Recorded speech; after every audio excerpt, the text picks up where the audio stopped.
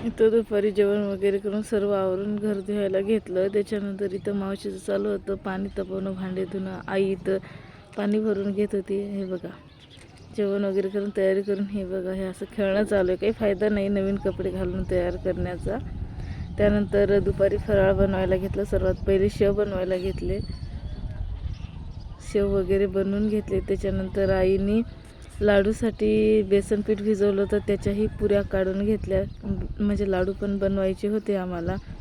त्यानंतर आम्ही लाडू पण बनवून घेतले. म्हणजे लाडूचं सर्व बनवून घेतलं. बांधायचे राहिले होते. शंकरपाळी पण बनवून घेतली.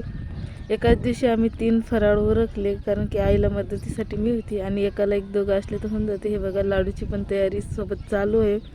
इकडे शंकरपाळे पण बनवून घेत आहेत. खारी शंकरपाळे आहेत, गोड कोणाला आवडत नाही.